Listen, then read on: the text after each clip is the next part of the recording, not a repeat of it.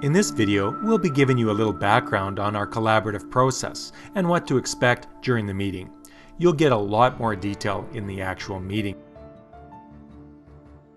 Our online collaborative process is based upon a popular methodology called open space technology. Now, open space technology has been around since about 1985 and was created by a man by the name of Harrison Owen. And this methodology was inspired by a coffee break. Harrison Owen found that when he was going to business conferences, the best parts of the conference were often during the coffee break, where Harrison met people that he wanted to meet and talked about things that he had a passion for. How about you? Have you noticed that the most collaborative and creative times can actually be in the coffee breaks between speakers or between meetings rather than in the meeting itself?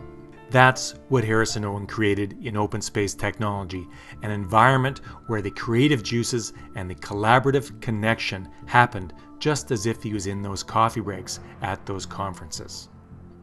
Open space technology is now being used around the world in business applications, for communities, or in conferences. Open space technology is one of the most effective methodologies for collaboration that's available today. It works. It's been used with 10 people, 15 people, 100 people, and even a couple of thousand people at a time. 1,000, 2,000 people coming together with open space technology.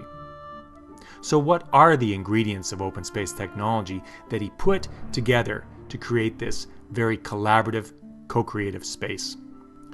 The first primary ingredient, which you'll already be aware of for your meeting, is the theme.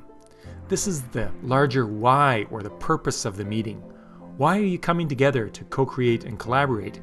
What are you collaborating on? This is the invitation for which people show up or don't. Another ingredient which provides definition to the container with which we can co-create in is the givens. These are like the boundaries of our experience. What is included and what is not included in our collaborative process. For example, what's the budget we have to work with? Another example might be that decisions made in the meeting must go through board approval, or which kinds of decisions must go to board for approval.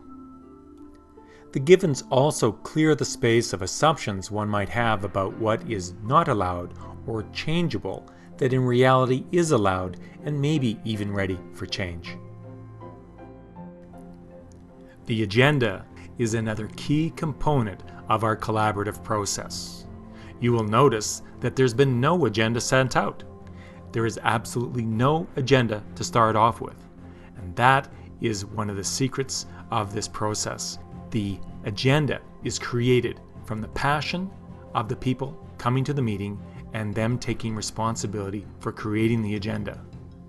Imagine a meeting with 1,000 people coming together for 2 days with absolutely no agenda and creating an agenda in the first hour or so of that meeting for the entire conference. An agenda that is based on the passions of everyone that comes to the meeting. That process of agenda creation will enhance the wisdom and the creativity of the people that come. This freedom to spontaneously create an agenda by the people in the room is at the root of the collaborative process. There'll be 4 guiding principles for our meeting. The first principle is whoever comes are the right people. Let go of who's not in the meeting or who should be in the meeting. Know that who's ever in your breakout group or who's ever in this collective circle have the wisdom to accomplish the goals. Even if you're the only person in a breakout group, you might be just the right person for that meeting because you have the passion to be there. Trust that.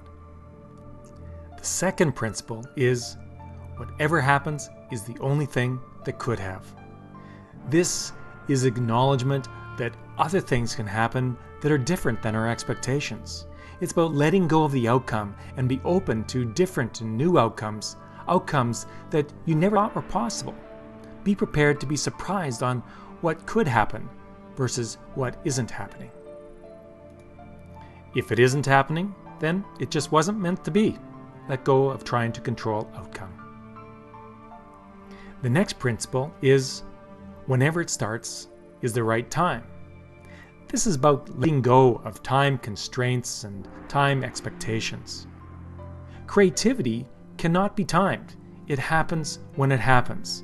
Let go of when it's supposed to happen, go with the flow, and be surprised on what happens in the right time.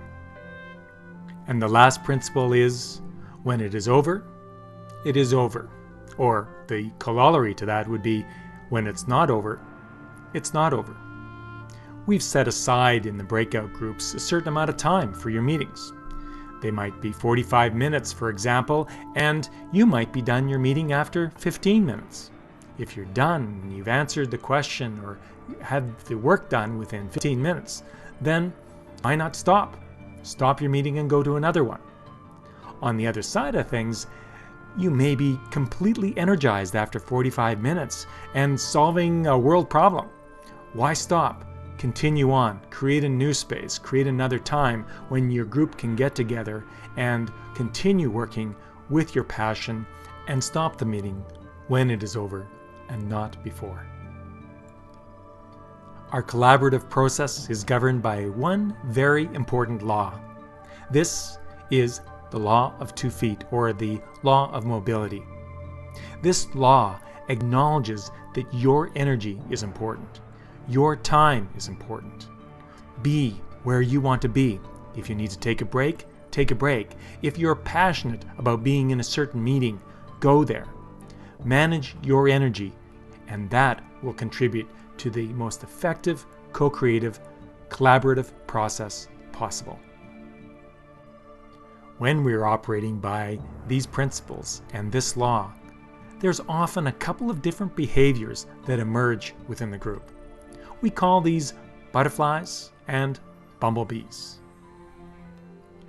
You may notice butterfly behavior when someone comes into your meeting and sits down but says nothing at all, just sits there, looks beautiful. Trust that butterflies are still contributing with their energy just by being there and listening. They don't necessarily have to speak to contribute to the meeting. Let the butterflies be there, acknowledge their beauty, and let them contribute in their own way. They might not even come to a meeting. They might just take a coffee break. That's also okay. Bumblebees, although also beautiful, have quite a different behavior than the butterflies. They kind of want to be everywhere. They'll go from meeting to meeting and pop in and kind of pollinate some ideas and carry some new ideas over to another meeting and back again. They will fly from place to place and contribute with their energy and their ideas and their knowing. Trust that both the butterflies and the bumblebees are managing their energy in the best way that they know how. Above all, be prepared to be surprised. And now we bring these very powerful collaborative tools to you through the World Wide Web in a virtual environment that you may have powerful, effective, co-creative meetings around the world with your colleagues and friends. Get ready for a collaborative experience that will not only change your view of meetings, it'll change your view of the potential of people working together.